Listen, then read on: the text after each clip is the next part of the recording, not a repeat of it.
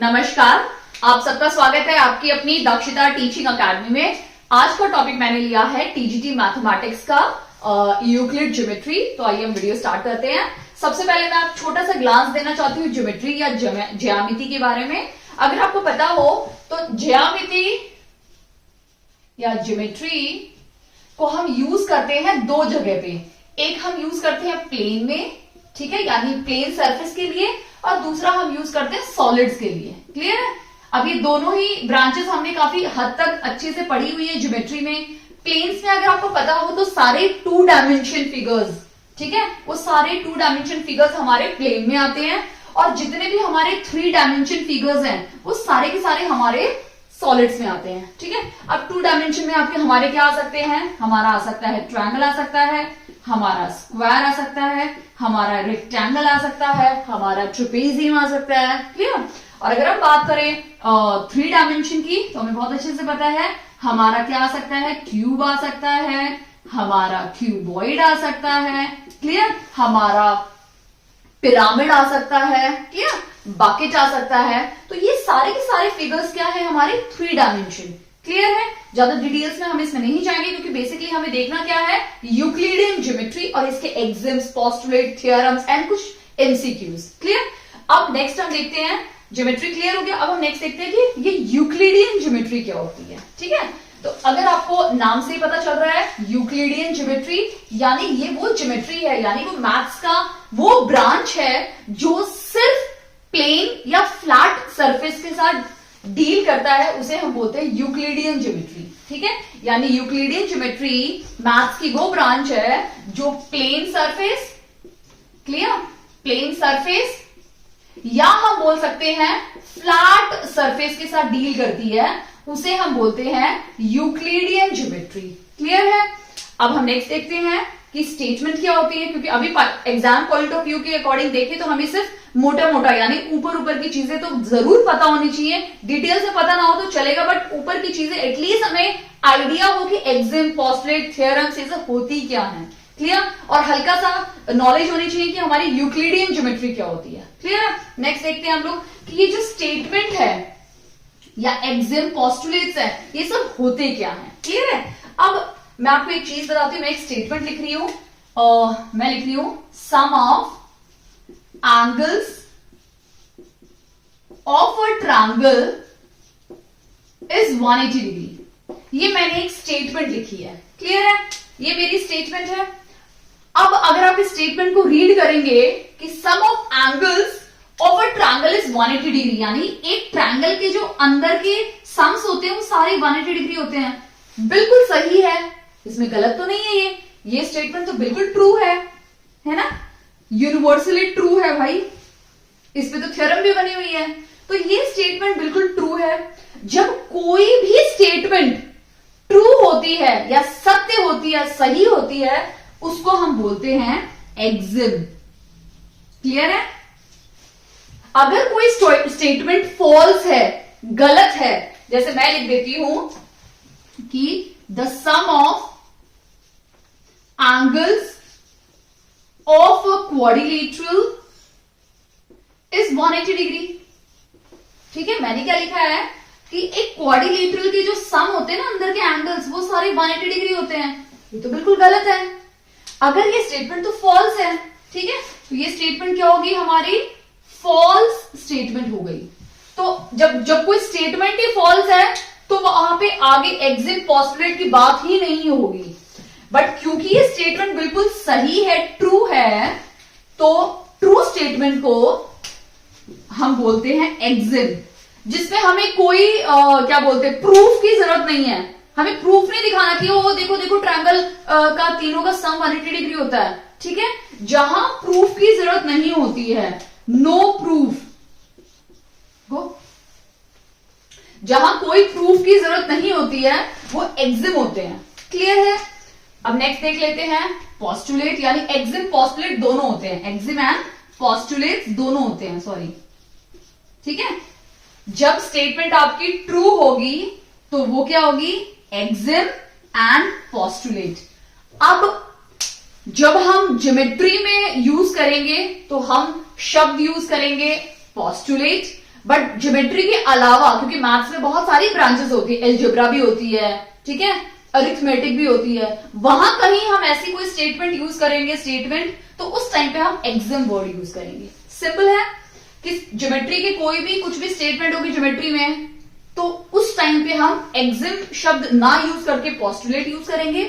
और ज्योमेट्री के अलावा मैथ्स की बहुत सारी ब्रांचेस हैं, वहां सब हम एक्सिम वर्ड यूज करेंगे। क्लियर है? इसका मतलब एक्सिम और पोस्टुलेट दोनों एक ही शब्द हैं, मीनिंग भी सेम है, बस सिर्फ ब्रांच, मैथ्स की ब्रांच का फर्क पड़ गया है कि ज्योमेट्री में हम इसको पोस्टुलेट बोलते हैं और बाकी ब्रांचेस में हम इसी शब्द को एक्सिम बोल देते हैं। क्लियर है? नेक्स्ट हम देख लेते हैं थ्योरम। अगर आप इसको देखेंगे थ्योरम को, ये दोनों हमारी कंप्लीट हो गई हैं। थ्योरम, अब अगर मैं स्टेटमेंट दूं कि sum of angles of a triangle is 180 degree है और ये स्टेटमेंट बिल्कुल ट्रू है, तो ट्रू स्टेटमेंट को हम क्या बोलेंगे? एक्सिम या पोस्टुलेट। अब मुझे अगर इसमें यहां पे तो प्रूफ की जरूरत नहीं थी, बट अगर इस स्टेटमेंट को ट्रू प्रूफ करने के बाद मुझे प्रूफ देना पड़ रहा है कि भाई प्रूफ देना पड़ेगा, तो वो क्या हो जाएगी? थ्योरम। क्लियर है? एक एग्जांपल मैं देना चाहूंगी आपको। अब सबके पास दिमाग है, तो अगर एक स्टेटमेंट है कि सबके पास दिमाग है, तो सबके पास दिमाग है ना, और सही भी है कि हम सबके पास दिमाग है। क्लियर है? भले वो चलता है नहीं चलता, हम कितना यूज करते हैं, कितना यूज नहीं करते, और कितना गलत कामों में यूज करते हैं या कितना सही कामों में यूज करते हैं, that is different thing. Clear? But सबके पास दिमाग है। जब हमारे पास दिमाग है तो ये बिल्कुल सत्य और बिल्कुल सही स्टेटमेंट है, तो ये क्या होगी? हमारी एक्सिम। कोई प्रूफ की जरूरत नहीं मांगी कि आप कितना यूज कर रहे हैं, कितना यूज नहीं कर रहे हैं, तो ये हमारी क्या होगी? एक्सिम या पोस्टुलेट। अब अगर कोई पूछे कि भाई कितना आप इस दिमाग को यूज कर रहे हैं या कितना दिमाग आप में है कितने, तो उसके लिए हमें क्या करना पड़ेगा? टेस्ट करना पड़ेगा, आईक्यू टेस्ट देखना पड़ेगा, या बहुत सारे और टेस्ट भी हमें करने पड़ेंगे। तो उस आईक्यू टेस्ट के थ्रू मुझे ये पता चलेगा कि हाँ भाई सच में इस बंदे के पास दिमाग है, या इस बंदे का दिमाग इस पर्टिकुलर एरिया में बहुत बढ़िया चलता है, या इस पर्टिकुलर एरिया में इसका दिमाग थोड़ा कम चलता है। तो वो किससे? वो मुझे प्रूफ दिखाना पड़ेगा ना, किसी एक पर्टिकुलर टेस्ट को करके। वो जो पर्टिकुलर टेस्ट मैं करूंगी, जो प्रूफ दिखाऊंगी, वो मेरा हो जाएगा थ्योरम। क्लियर है? या हम स्कूल का कोई एग्जाम्पल ले सकते हैं, ठीक है। स्कूल में कई बार बहुत सारे स्कूल के एग्जाम्पल्स भी आप ले सकते हैं। आप स्पोर्ट्स खेल रहे हैं, ठीक है, आपके स्कूल में स्पोर्ट्स डे सेलिब्रेट हुआ, ठीक है, और आप फर्स्ट आ गए, बहुत मेहनत करके आप फर्स्ट आ गए, घर में जाके खुशी खुशी मम्मी को बता रहे, मम्मी फर्स्ट आया, मम्मी को विश्वास नहीं होगा। अब भाई आप फर्स्ट आए हो, ये बिल्कुल सत्य स्टेटमेंट है कि आप फर्स्ट ही आए हो, ठीक है, लेकिन प्रूफ नहीं है क्योंकि सर ने आपको सर्टिफिकेट नहीं दिया, ठीक है, तो वो क्या हो जाएगी? स्टेटमेंट एक्सिम हो जाएगी, क्योंकि प्रूफ नहीं है आपके पास। बट जब आप अगले दिन जब प्रूफ के साथ आओगे कि मम्मा देखो सर्टिफिकेट है मेरे पास, अब तो यकीन कर लो कि मैं फर्स्ट आया हूं, तो वो हमारी क्या हो जाएगी? थ्योरम, क्योंकि आप मम्मी को प्रूफ के साथ चीज दिखा रहे हो कि मम्मी जो मैंने बोला वो बिल्कुल सत्य है, तो वो क्या हो जाएगा? हमारा थ्योरम। आई होप आपका ये कॉन्सेप्ट काफी हद तक क्लियर हो गया है, statement, Exim, postulate and theorem. अब हम कुछ और 2-3 टॉपिक और देखेंगे, उसके बाद कुछ एमसीक्यू भी करेंगे इस चैप्टर के, और आपको एक बेसिक ग्लांस मिल जाएगा कि इस चैप्टर में किस टाइप के क्वेश्चन आपके केवीएस में पूछे जा सकते हैं। ओके, हम देखेंगे यूक्लिडियन एक्सिम्स देखेंगे। तो अगर आप देखेंगे मैंने 5 लिखे हैं, बट ये कुछ 7 एक्सिम्स होते हैं, तो वो 7 के 7 एक्सिम हम डिटेल्स में नहीं, बट हाँ शॉर्ट में हम डिस्कस करेंगे इस वीडियो में। तो सबसे पहला एक्सिम क्या है? थिंग्स विच आर इक्वल, ठीक है, things which are equal to the same thing are equal to one another, ठीक है। सबसे पहले हम बात करेंगे मैथ्स में, मैथ्स के टर्म्स में, कि अगर ए बी के इक्वल है और बी सी के इक्वल है, यानी थिंग्स विच आर इक्वल, अगर ये दोनों इक्वल है, to the same thing are equal to one another. अगर ए बी के इक्वल है और बी सी के इक्वल है, तो ऑब्वियस सी बात है ए और सी भी क्या होंगे? इक्वल होंगे, ठीक है। ये मैथ्स के टर्म्स में है, समझ में आया? अगर सपोज मैंने ये एक मार्कर खरीदा किसी और शॉप से 10 रुपीज का, ठीक है, और ये सॉरी चलो एग्जाम्पल थोड़ा चेंज कर दें, ये मार्कर मैंने खरीदा 20 रुपीज का, ठीक है, एक शॉप से जाके, और ये दोनों मार्कर मैंने सेल में खरीदे 20 रुपीज के, ठीक है, यानी 20 रुपीज का यहाँ पे मैंने एक शॉप से एक मार्कर खरीदा, यहाँ पे मैंने 20 रुपीज के 2 मार्कर खरीदे, यानी रुपए तो दोनों के बराबर है, 20 रुपए, यानी 20 रुपए में मैं यहाँ पे मैंने एक मार्कर खरीदा, यहाँ पे मैंने 2 मार्कर खरीदे हैं। क्लियर है? हम यहाँ क्वांटिटी को नहीं देखेंगे, यहाँ पे हम देखेंगे कि दोनों का ही अमाउंट सेम है, तो ये इसके बराबर है और ये इसके बराबर है। क्लियर है? वैसे ही ए बी के बराबर है और बी सी के बराबर है, तो ऑब्वियसली बात है ए और सी भी तो दोनों इक्वल होंगे। जनरली हम फ्रेंडशिप में ऐसे करते हैं, अगर मैंने अपने किसी फ्रेंड से फ्रेंडशिप की, मतलब मेरा एक फ्रेंड है और उसका म्यूचुअल उसका भी एक फ्रेंड है, तो ऑब्वियसली बात है जब वो दोनों मिलेंगे और मेरे पास आएंगे तो मैं तीसरे से भी तो फ्रेंडशिप कर लूंगी ना। तो ये वही फ्रेंडशिप वाली बात होगी कि मैंने इससे फ्रेंडशिप की, उसकी किसी और से फ्रेंडशिप थी, अब हम तीनों मिलने लगे तो हम तीनों आपस में म्यूचुअली फ्रेंड बन गए। क्लियर है? सेकेंड हमें क्या बताता है, सेकेंड पोस्टुलेट, ये फर्स्ट कंप्लीट हो गया, सेकेंड बोल रहा है if equal are added to equal the whole is equal. Clear है? अगर ए बी के इक्वल है और सी डी के इक्वल है, ठीक है, इफ इक्वल आर एडेड, ये इसके इक्वल है, ये इसके इक्वल है, तो इसका मतलब अगर मैं ए प्लस सी को ऐड करती हूं तो वो किसके इक्वल होगा, बी प्लस डी के इक्वल होगा। क्लियर है? समझ में आया ये वाला?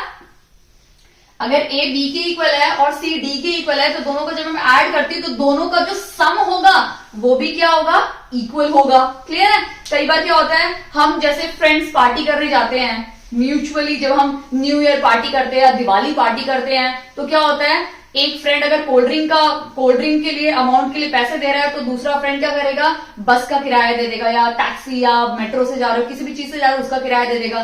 तीसरा दोस्त कुछ और खा रहे हो उसका किराया दे देगा। चौथा दोस्त आप कुछ और ले रहे हो उसका किराया दे देगा। ठीक है? तो ये क्या कर रहे हैं, एक एक करके सब कर रहे हैं और फिर क्या करेंगे, देखेंगे यार तेरा और मेरा बिल्कुल बराबर पड़ रहा है, यानी तेरा मेरा बराबर है, उन दोनों का बराबर हो गया, यानी बराबर हो गया सबका। क्लियर है?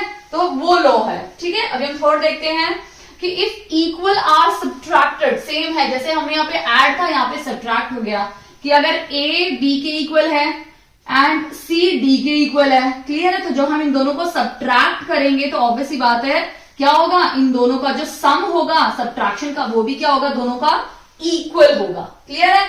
फोर्थ हम देख लेते हैं things which are coincide. Coincide का मतलब होता है कि मेरे पास एक मार्कर है, इसके बिल्कुल पीछे मैं एक और मार्कर लगा दूं तो मुझे तो दिख रहे हैं कि ये दो मार्कर हैं, बट आपको सामने से दिखेगा कि ये एक ही मार्कर है। ठीक है? यानी एक के ऊपर एक, उसे हम बोलते हैं कोइंसाइड।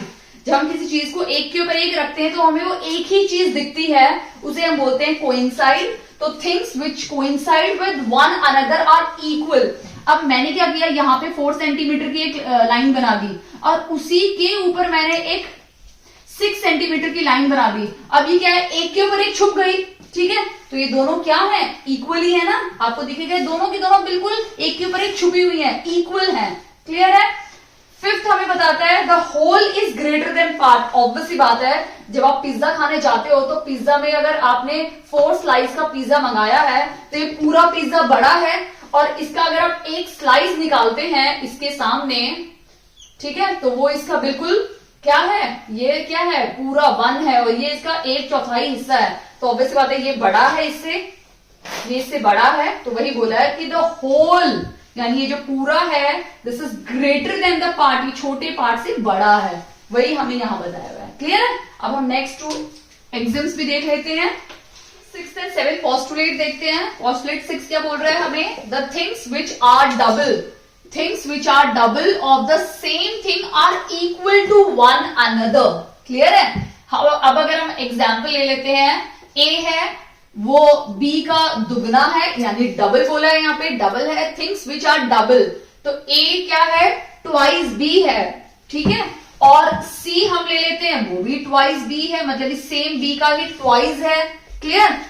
जैसे एग्जाम्पल, एक छोटा एग्जाम्पल देती हूँ इसको देखते हुए कि अगर रोहन मेरा भाई है और रोहन सीता का भी भाई है तो ऑब्वियसली मैं और सीता तो बहन बहन हो गए ना।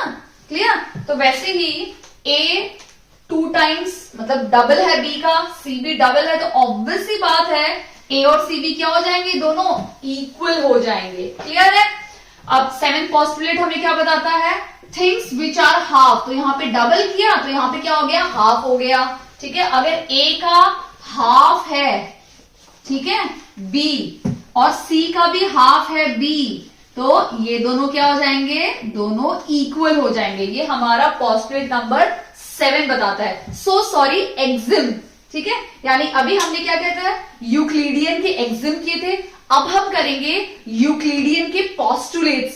जैसे मैंने आपको बताया था कि ये स्टेटमेंट है, ये बिल्कुल सही और ट्रू स्टेटमेंट है, तो ये एग्जिम हो गई। ठीक है, यहाँ पे अगर आप देखेंगे तो कोई भी ज्योमेट्री का हमने हिस्सा नहीं लिया है, बट जब हम ज्योमेट्री को इंट्रोड्यूस करेंगे तो वहां पे हम एग्जिम वर्ड को ना यूज करते हुए क्या यूज करेंगे, यूक्लिडियन पोस्टुलेट्स। क्लियर है? तो अब अगर एग्जाम में आपसे कोई भी स्टेटमेंट लिखी हो ज्योमेट्री की और उस टाइम पे आपको ऑप्शन भी दिया हो कि अगर आपका स्टेटमेंट ट्रू होता है, जो स्टेटमेंट लिखी और बोला कि द स्टेटमेंट इज ट्रू, ये स्टेटमेंट ट्रू है, तो इसका दूसरा क्या नाम हो सकता है, और आपको एग्जिम भी दिया है, पोस्टुलेट भी दिया है, तो उस टाइम पे आपको दिमाग लगाना है, क्योंकि ये हमारी ज्योमेट्री की स्टेटमेंट है, तो क्या हो जाएगा, स्टेटमेंट क्या बन जाएगा हमारा, एग्जिम नहीं होगा, वो पोस्टुलेट हो जाएगा। तो आपको टिक पोस्टुलेट भी करना है, बट अगर आप खुशी खुशी में एग्जिम में कर देते हैं तो आपका आंसर रॉन्ग हो जाएगा। तो बहुत चीज ध्यान में रखनी है कि स्टेटमेंट कौन सी है, पोस्टुलेट की है, ज्योमेट्री है, या फिर ज्योमेट्री के अलावा कोई और ब्रांच है, या अरिथमेटिक की है, एल्जेब्रा की है, वो एक्स वाई जेड की कोई स्टेटमेंट है, तो स्टेटमेंट पे डिपेंड करता है कि वो एग्जिम होगा या पोस्टुलेट होगा। ओके, हमने यूक्लिडियन एग्जिम्स देखे थे, मैंने आपको समझाया था, अब हम पोस्टुलेट्स देख लेते हैं। ठीक है, यूक्लिडियन पोस्टुलेट्स कौन कौन से होते हैं, तो a straight line can be drawn by joining two points. ठीक है, तो क्या है फर्स्ट पोस्टुलेट क्या है, a straight line can be drawn joining two points. ठीक है, यानी दो पॉइंट्स को ज्वाइन करके हम सिर्फ एक ही स्ट्रेट लाइन बना सकते हैं। क्लियर है? तो ये हमारा फर्स्ट पोस्टुलेट बोलता है। ऑब्वियसली बात है, एक पॉइंट से आप बहुत सारी लाइन ड्रॉ कर सकते हैं, लेकिन दो पॉइंट से सिर्फ एक ही लाइन ड्रॉ कर सकते हो। क्लियर? सेकंड देख लेते हैं, a unique line can be drawn through two distinct points.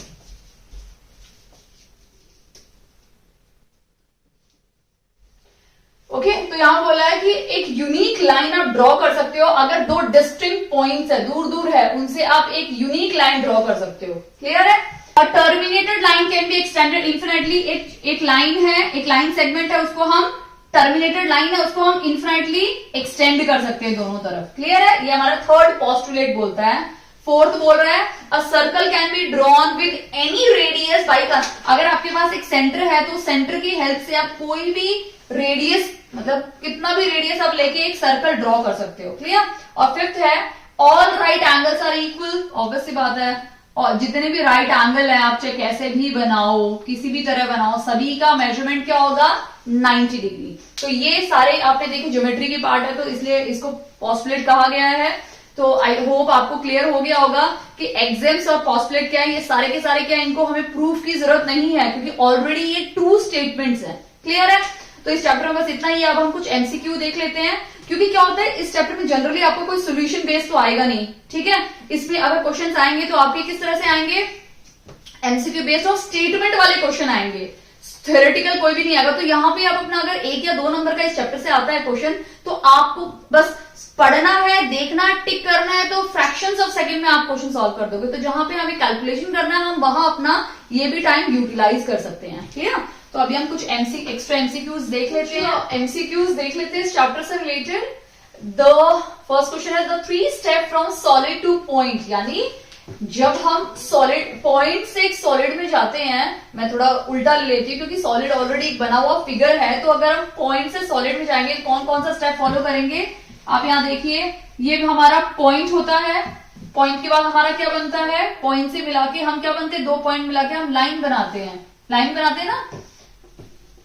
Point है, जब बहुत सारे पॉइंट मिलते हैं तो एक लाइन बन जाती है। ठीक है, लाइन से क्या बनता है, अब अगर मैं एक चीज आपको बता दूं, मैंने पॉइंट बनाया इसका, तो पॉइंट का अगर आप देखेंगे तो ये नो डायमेंशन, इसके कोई डायमेंशन नहीं है, ना लेंथ है ना ब्रेड्थ है। तो हमेशा याद रखना कि जो पॉइंट होता है उसका कोई भी डायमेंशन नहीं होता। फिर पॉइंट से हमारा क्या बना, लाइन बनी। लाइन का क्या होता है, 1 डायमेंशन होता है, यानी सिर्फ लेंथ होती है, ब्रेड्थ नहीं होती है इसकी। क्लियर? इसके बाद हमारा क्या बनता है, सरफेस बनता है। क्लियर? सरफेस बनता है, वो 2 डायमेंशन होता है जिसमें लेंथ होती है और ब्रेड्थ होता है। क्लियर? सरफेस में क्या होता है, लेंथ होती है, या इसको लेंथ ले लो, लेंथ होती है, ब्रेड्थ होती है, और उसके बाद हमारा बनता है सॉलिड। ठीक है, उसके बाद हमारा क्या बनता है, सॉलिड, जो 3 डायमेंशन होता है। क्लियर? लेंथ होती है उसमें, ब्रेड्थ होती है और हाइट होती है। क्लियर? यानी हमारा इसमें अगर ऑप्शन नंबर देखें तो पहले पॉइंट आता है, फिर लाइन आता है, फिर सरफेस आता है, फिर सॉलिड आता है, यानी ऑप्शन नंबर ए इसमें राइट आंसर है। क्लियर है? अब हम क्वेश्चन नंबर 2 देख लेते हैं। Euclid divide his famous treatise the element करके इनका एक फेमस ग्रंथ था ट्रीटाइस, वो इन्होंने कितने चैप्टर में डिवाइड किया? तो उनके हैं 13 चैप्टर्स में इन्होंने इसको डिवाइड किया था। क्लियर है? इनका जो फेमस एक दी एलिमेंट था। एक और चीज बता दूं, ये जो हमारे जो यूक्लिड हैं ये कहां से हैं? ग्रीस से हैं। ठीक है, ये कौन से कंट्री से हैं? ये ग्रीस कंट्री से हैं। क्लियर? और हाँ, और बस क्वेश्चन नंबर 3 देख लेते हैं। एक्चुअली कुछ और दिमाग में चल रहा था। A pyramid is a solid figure. अगर आपको याद हो कि पिरामिड क्या होता है, अगर आपको थोड़ा सा भी अंदाजा हो पिरामिड का स्ट्रक्चर, अगर थोड़ा सा भी आपके दिमाग में हो, तो पिरामिड में से बताना है हमें सॉलिड फिगर है। बेस, पिरामिड का जो बेस होता है, तो आपको सबसे पहले तो एक चीज, अगर आपको दिमाग में नहीं आ रहा है तो आप एक विजुअल देख के जाइए कि पिरामिड दिखता कैसे है, और उसके बाद उसका बेस आप, क्योंकि इस टाइप के क्वेश्चन सिंपल एग्जाम में पूछे जा सकते हैं कि उसका बेस कैसा होता है। बाकी केवीएस का तो इतना कोई बता भी नहीं सकता फिलहाल। तो उसका बेस कैसा होता है? तो उसका बेस ना तो ट्रायंगल होता है नीचे से, ना ही स्क्वायर होता है। इट्स ए पॉलीगन टाइप का स्ट्रक्चर होता है, मतलब 4 से भी ज्यादा साइड्स होते हैं, उसको हम पॉलीगन, मतलब जिनकी मेनी साइड्स को हम पॉलीगन बोलते हैं। क्लियर? अब हम 4th क्वेश्चन देख लेते हैं। ये 4th क्वेश्चन से रिलेटेड बिल्कुल भी नहीं है। The number of dimensions of A solid. ठीक है, अब मैं आपको एक चीज बता दूं, अभी मैंने आपको समझाया था कि एक डॉट के बाद लाइन बनता है, लाइन के बाद सरफेस बनता है, और सरफेस के बाद हमारा सॉलिड बनता है। क्लियर ना? अगर आप इस सॉलिड को देखेंगे तो सॉलिड में कितने डायमेंशन, मैंने आपको बताया था कि जो पॉइंट होता है, जो पॉइंट होता है ना, पॉइंट होता है उसमें कोई डायमेंशन नहीं होता है। ठीक है, और लाइन में से 1 डायमेंशन होता है, सरफेस में 2 डायमेंशन लेंथ एंड ब्रेड्थ होता है, और जब आपका इस तरह से सॉलिड बनता है उसके 3 डायमेंशन होते हैं, लेंथ होता है, ब्रेड्थ होता है और हाइट होता है, यानी इसके 3 इसका राइट आंसर है। क्लियर? 5th क्वेश्चन देख लेते हैं हम लोग। The boundaries of surface are. अगर आप देखोगे कि जो सरफेस की जो बाउंड्रीज होती है ना, वो कैसी होती है? हमसे यहाँ सरफेस की बाउंड्री पूछी है। अगर आपसे पूछता सॉलिड की बाउंड्री, ठीक है, तो सॉलिड की बाउंड्री क्या होती है? हमारी सरफेस होता, बट सरफेस की बाउंड्री क्या है? कर्व है। क्लियर है? इनकी बाउंड्रीज के बारे में बात की गई है। फिर लास्ट क्वेश्चन है, सॉरी ये थोड़ा सा मिट गया मुझसे, हट गया, मैं लिख देती हूँ वापस, 1 नहीं है। ठीक है, द डायमेंशंस ऑफ पॉइंट। एक पॉइंट का क्या डायमेंशन होता है? एक पॉइंट का भी कोई डायमेंशन नहीं होता, ना लेंथ होती ना ब्रेड्थ होती है, वो खुद एक डायमेंशन लेस होता है, यानी हम इसमें यहाँ 0 टिक करेंगे। ऑप्शन नंबर ए इसमें राइट आंसर है कि पॉइंट का कोई भी डायमेंशन नहीं होता, 0 डायमेंशन होता है। क्लियर? आई होप आपको, मैं ये नहीं बोलती एग्जैक्टली यही क्वेश्चन आएंगे, लेकिन हाँ कुछ हद तक आपको एक माइनर चीजें पता चल गई, क्योंकि मे भी शायद वो जो एक क्वेश्चन मैंने बताया था आपको कि ये क्वेश्चन एक स्टेटमेंट देके भी पूछा जा सकता है। क्योंकि अगर आप मॉक पेपर्स में देखेंगे तो मॉक पेपर्स में मैंने 1-2 पेपर में देखा है वो उस टाइप का क्वेश्चन जो मैंने यहाँ पे लिखा नहीं है। क्लियर? तो आप इस टाइप के क्वेश्चन एक्सपेक्ट कर सकते हैं। बाकी केवीएस पेपर कैसा आएगा वो तो जल्दी हमें पता चल जाएगा जब टीजीटी का पेपर आएगा। ओके, बाकी अगर वीडियो अच्छी लगे तो प्लीज इस वीडियो को लाइक कीजिए, चैनल पे नए हैं तो प्लीज चैनल को सब्सक्राइब कीजिए, और अगर आपको कोई रिक्वायरमेंट है कि पर्टिकुलर कोई टॉपिक कराना है तो प्लीज मुझे कमेंट सेक्शन में कमेंट करके जरूर बताइए। मैं श्योर कोशिश करूंगी कि उसको एकदम लाइक डिटेल में, नॉट मच डिटेल बट हाँ एक लाइट डिटेल में थोड़ा थोड़ा आपको समझा दूं, ताकि आप एक बेसिक अटेम्प्ट कर सके मैथ्स को। क्लियर? बाकी प्रैक्टिस ही होगी मैथ्स में, तो प्रैक्टिस के अलावा कुछ नहीं हो सकता, क्योंकि यहाँ मैटर करता है स्पीड का, आप कितनी स्पीडली उस पेपर को कंप्लीट करते हो, लिखते हो, that is more important. Okay, अगर वीडियो अच्छी लगे तो प्लीज वीडियो को लाइक कीजिए, चैनल पे नए हैं तो प्लीज चैनल को सब्सक्राइब कीजिए, दक्षता teaching academy. Thank you so much.